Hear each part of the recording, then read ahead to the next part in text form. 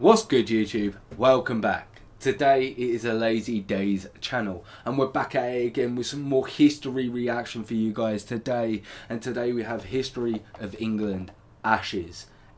Episode 4. We're really enjoying this content over here on this channel, enjoying this nice little mini series, little episodes here and there, and just seeing how Extra History explains the story. It's a bit more comedic side, not as much detail, but I really enjoy it, and so does Jack. If you haven't already, head over to ExtraCredits, Extra Histories page. A link will be in the description box down below. If you're enjoying our content, like, comment, subscribe, hit that notification bell, and we will just jump into this episode. Let's do this.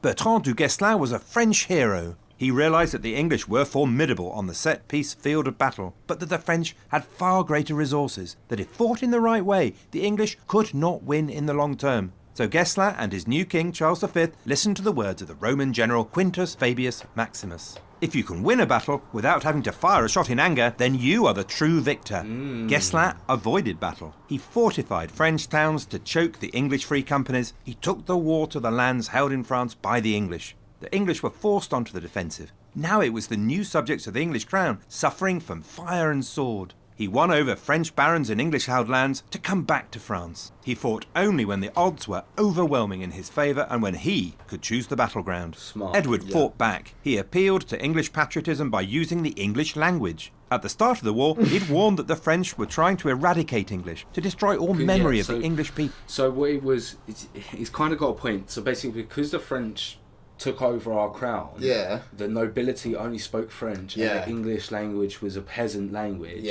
So obviously, in my head, all I got round was just a bunch of Utes, but that was the whole way everyone spoke. Could you imagine just like an 86-year-old woman going into a shop and "Wagwan, cuzzy, got any of that baked goods?" just like I can just imagine her just going, I don't know, just like I don't know. I can just imagine like a proper. Go on. I can't. You can't, no. You've done it the once, and you realise how it come out, and you can't do it again. I just can't imagine an old woman actually her dialect being like a proper road. What's their name? What's the old boys that rap? Oh, Pete and Baz. Pete and Baz, it'd be them too. Pete and Baz are legends, mate. It'd just be Pete and Baz. Solid. I can imagine Pete.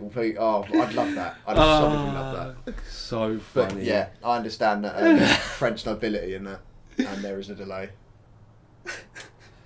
Is there? No, it's fine. Sorry.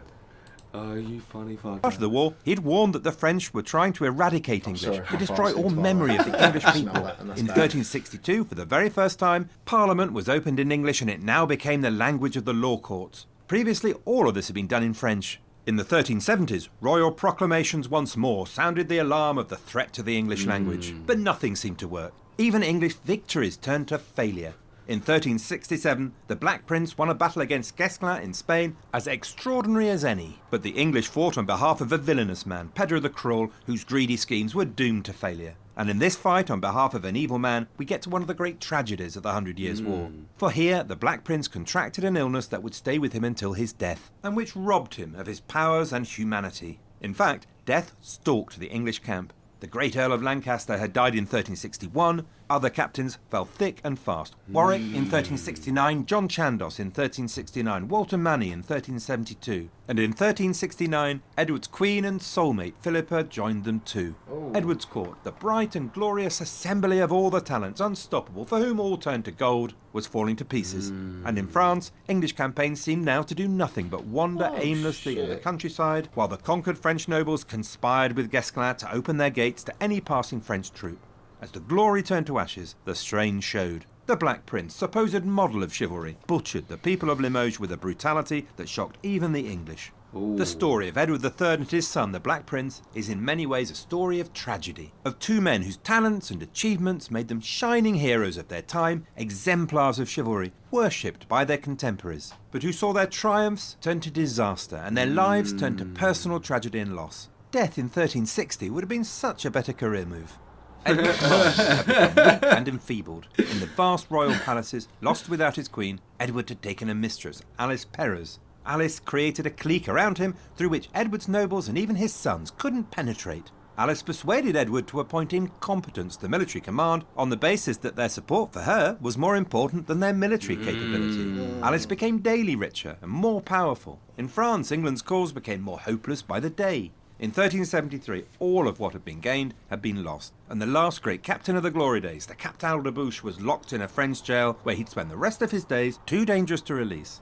Only by the skin of their teeth did the English hang on to Gascony and Calais. Edward's personal humiliation was maybe worse. In 1375, now 63 years old, he arranged a glorious tournament and gave pride of place to his Alice. Onlookers were shocked at the sight of a mistress, treated like the queen they'd all loved. The tournament was a mockery, a parody of the great celebrations of chivalry of his glory days. Worse, unknown to him, Alice had secretly married someone else. Behind his back, Alice engaged in extortion and bribery, selling access to the king to the highest bidder. In fact, it was the Commons of Parliament that acted to remove Alice. Wow. The Parliament of 1376 was exceptional in refusing to dance to the tune of the great men. Edward's second son, John of Gaunt, was furious as ordinary merchants and gentry, mere commoners, set up a council, presented 141 petitions and refused to grant any taxation until the king had agreed to them. This parliament became known as the Good Parliament and is one of the very few examples of the medieval parliament asserting its power. What happened to them? The end of the story had finally arrived. In May 1376... So the Good Parliament are still in effect today? I'm 90% sure. Absolutely not. We wouldn't have got Liz Truss and Rishi Sunak in there, bruv. Cuz how can you don't know what you're talking about, Jack. Shut up. I know that a lettuce lasted longer than a Prime Minister. That's an embarrassment. In 1776, the aged and infirm Edward sat and watched his eldest son, the Black Prince, slowly die. The next year, Edward himself went into terminal decline. Around him, his household deserted him as his powers faded. When he died, the deceived and dying hero of Cressy was alone with his venal and corrupt mistress until Alice stripped the rings from his fingers and fled. But Edward had the last laugh. His reign was remembered for centuries as a golden age, and his was the face of medieval chivalry. Brave, magnificent, a warrior to his fingertips, who built a glittering court around him as close to the legendary Arthur as we'll ever get. Edward's successor was the Black Prince's son, Richard II. He was 11 in 1377. Expectations were high. His nobles expected a return to the good old days. Richard would surely be a chip off the old Black Prince's block. Sadly, no one ended up being quite sure what kind of block Richard's chip actually came from. The Black Prince he was not.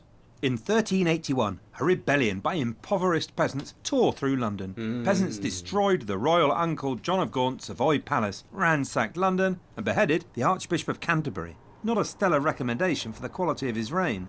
Richard was a strange personality. I didn't know we did that. Artistic, intelligent, pretty, affectionate to his friends, but a poor governor of people. Tyrannical, volatile. To be a successful medieval monarch, you needed a combination of utter ruthlessness and the ability to manage a bunch of very powerful magnates. Richard vacillated where he should have acted, and he acted where he should have let matters alone. Richard was a great believer in the absolute God-given primacy of the king. Yes, the will of the king was paramount. Yes, he had been anointed by God, but for all this, the king was primus inter pares, first amongst equals. He must govern with the consent of his great men and his people. Richard had another failing. He hated war. Nowadays, we might think that's pretty sensible. Back then, it made him as mad as a box of cheese. War was the very job of nobility. What would happen to society without a warlike nobility to protect church and people? At a dramatic tournament in 1397, two men accused of treason had agreed to trial by battle to prove who was guilty and who was innocent. One of them was Henry Bolingbroke, a grandson of Edward III. As they levelled their lances and spurred their war horses forward, suddenly the king raised his wand and ordered them to stop, and he banished both of them. Within 2 years, Bolingbroke was back with an army, Richard was murdered alone in a cold dungeon, and Bolingbroke had become the troubled usurper, King Henry IV.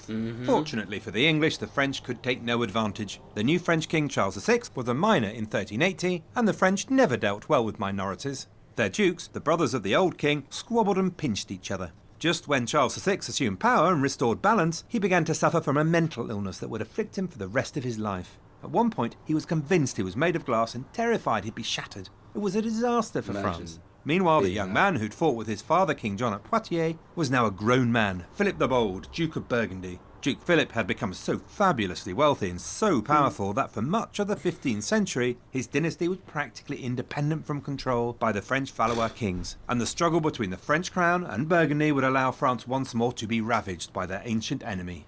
Back in England, Henry IV spent all his reign just holding on to power, desperately trying to keep his dynasty, the House of Lancaster, on the throne. He achieved little else except to raise one of England's most exceptional kings, Henry V, and it was Henry V that would make the French pay for their divisions. Now, I guess we'll find out a bit more about Henry V in the next episode. I really enjoyed that episode and finding a little bit more out about some English history. Yeah, man. Yeah, man. Archbishop of Canterbury, Yeah, Civil War, and we decided to shit like that's just crazy, behead man. him. It I know. absolutely is. Absolutely crazy. If you guys enjoyed our reaction, then like, comment, subscribe, hit that notification bell, but we will catch you in the next video. Oh, I've got a burp. See you in a bit.